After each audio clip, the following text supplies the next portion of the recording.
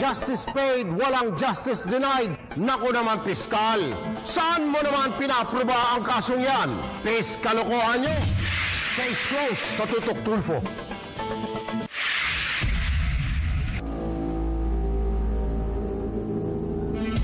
May problemang kinakaharap ngayon ang mag-asawang Arlene at Marvin.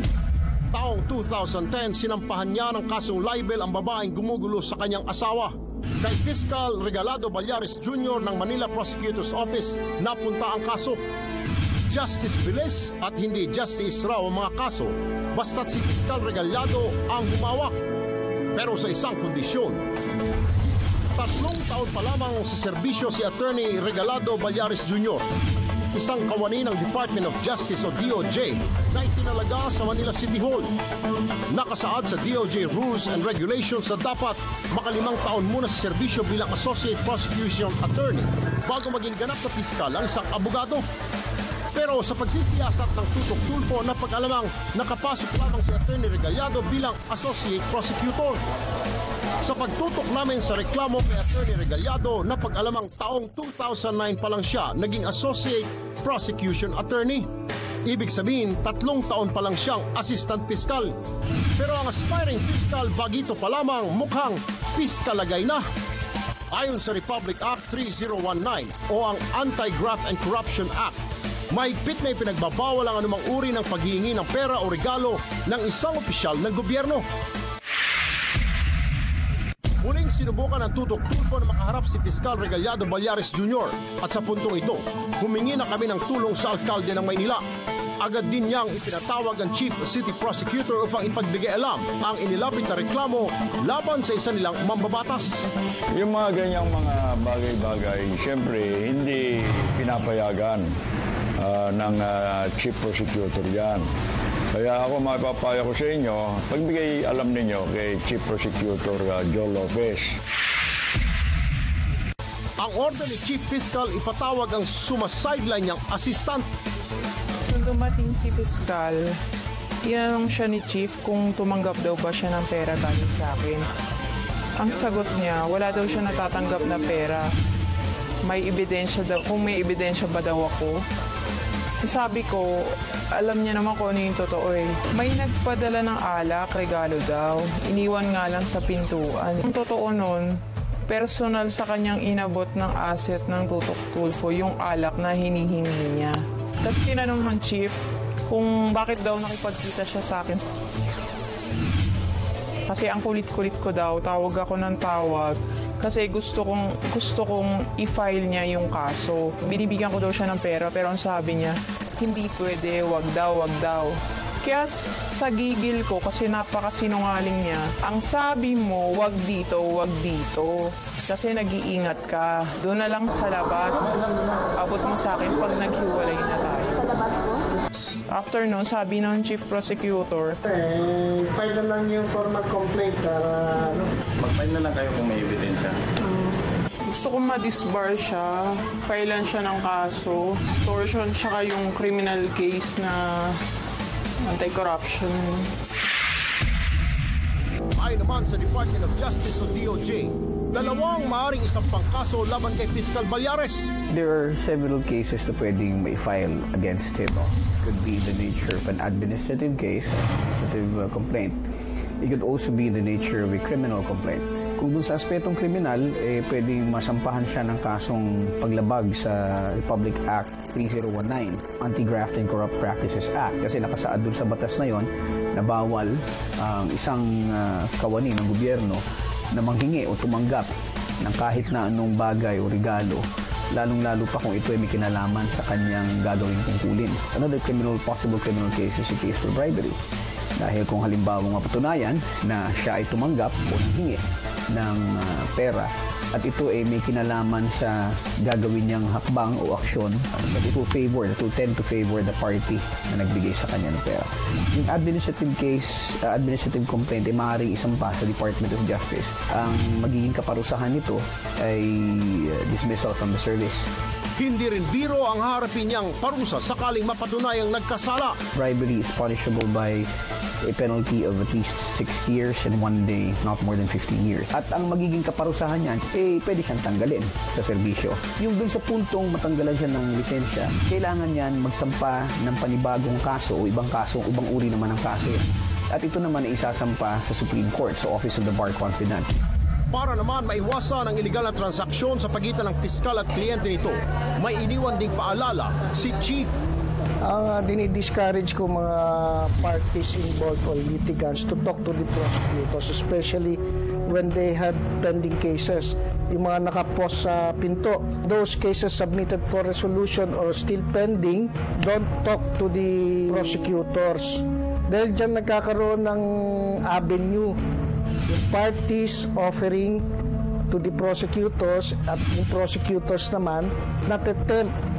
Hinimok din ng alkalde ang iba pang posibleng biktima ng ganitong gawain. Basta kayo bibiktimahin o nabiktima na ng mga tao dito sa City Hall, hindi lang sa piskalya, kahit sa pulis. Lumapit kayo sa amin, sumulat, email, action na namin. Ang batas ng batayan, nakaayusan sa lipunan.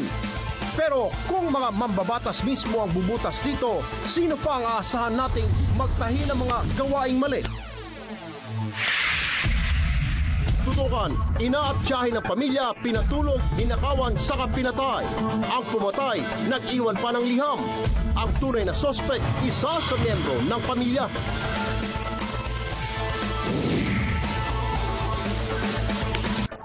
Sa mahigit 2 dekadang pagsasama nila Yolanda at Paulino, di pa rin daw loyal ang kinakasama.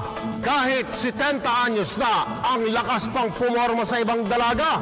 Pero kung ano raw tikas ni Lolo sa pambababae, siya rin namang lakas tumoma ni Yolanda. Kaya habang lango sa alak dala ng matinding selos, marahas na tinaga ang asawa.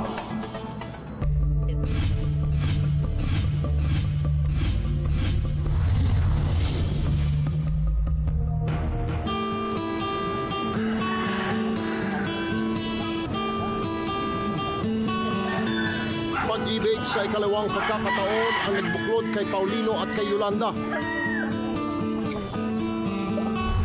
Diyudo sa unang asawa ang 74 na taong gulang na si Paulino Javier. Nang makilala ang noy byuda rin si Yolanda Collado, 56 na taong gulang.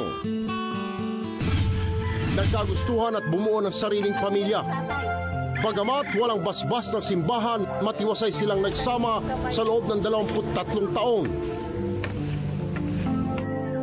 Pero maging ang relasyong pinatibay ng panahon, pinarurupok din ng pagkakataon. Kung ano-ano ang nakita ko doon sa loob ng sa kama. Nakakakuha ako ng isip mo kung saan galing sa lalaki at babae na nagawa ng nagrumasahan. Nagsimulang mag-usisa si Yolanda. Sabi ko, parang may ginagalaw ka yata rito. Ano na naman anya ba ang iyong yan? Nagagawa ka ng hindi ako nagagawa ng istorya na hindi ko, wala akong ebidensya. Ebidensya ko yan. At ang dumadalang nilang lambingan ng tila nagpapadagdag pa sa pagdududa ni Yolanda. Tapos tingin ko nga ako kung talagang kung 5 taon na tayong hindi nagtatabi.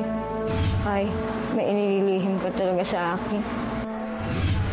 Simula noong Disyembre, naging madalas na ang pagtatalo na magkatipan dahil sa misteryosong babaeng kalaguyo raw ni Mang Paulino. Bagay na nasaksihan ng kanilang mga anak. Si Tio may babae daw.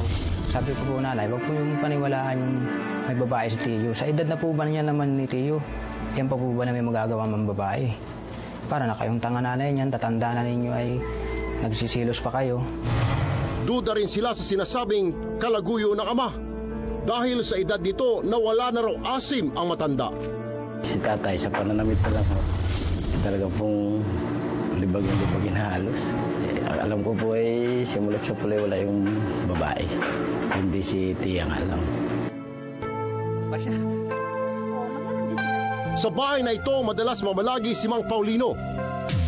At sa loob ng kwartong ito, dito raw nagaganap ang milagro. Meron mang babaeng laging napunta-punta roon na hindi ko naman inaabot. May nagsasabi lang sa akin kung sino babae yun.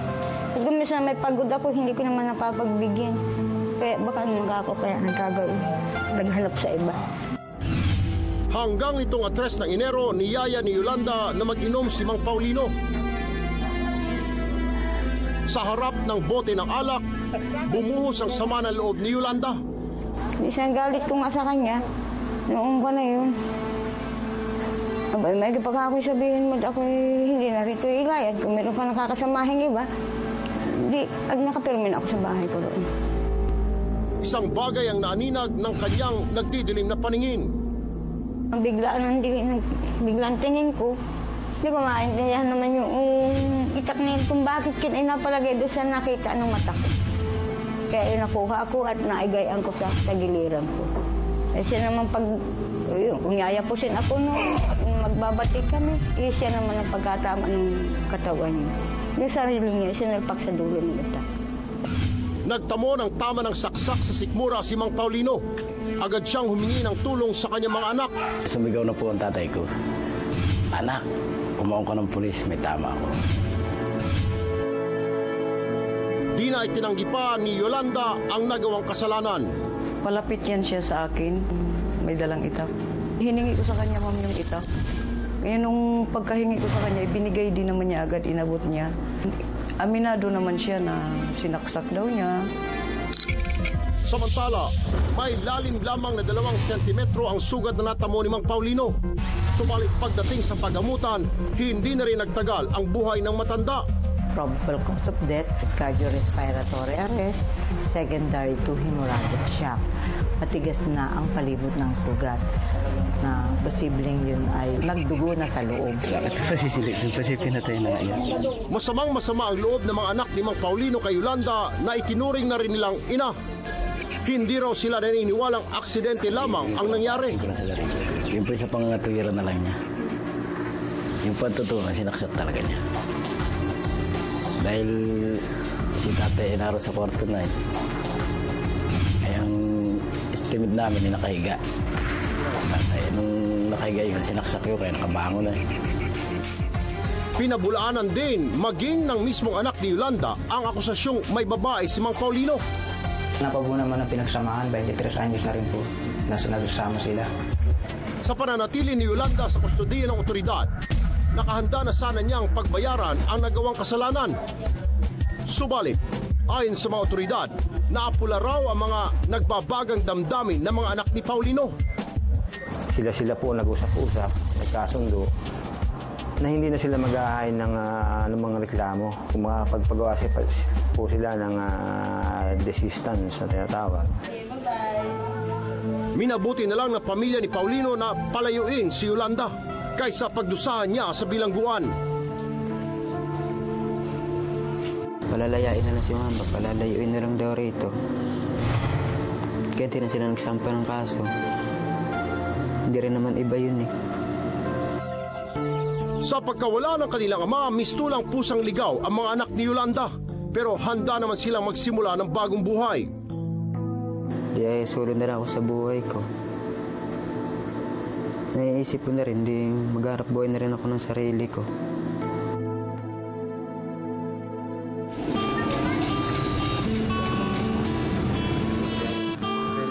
Ikawalo ng Enero, isang affidavit na permado ng abogado mula sa Gumaca, Quezon ang isinumite ng mga anak ni Mang Paulino sa pulisya.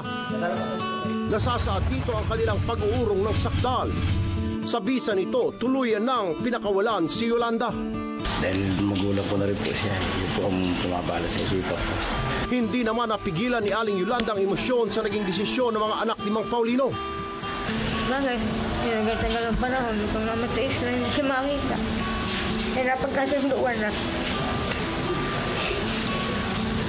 Sabi ko, kahit saglit lang, hawakan ko lang ang kamay at makasiya ko ng tawad. Ayaw ng mga anak. Sakit din sa loob ko. Mangyayari yung bigla-bigla. Nagkaganan ang buhay namin.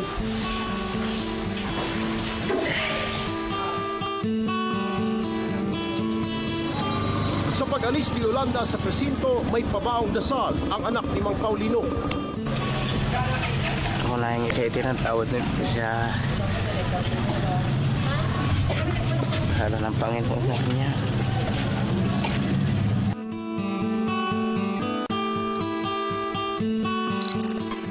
Hindi rito nagtatapos ang aming serbisyo publiko dahil misyon ko ang sagot sa maliit o malaking problema. Ako po si Erwin Tulfo at kami ang takbuhan ng mamamayang nasa katwiran.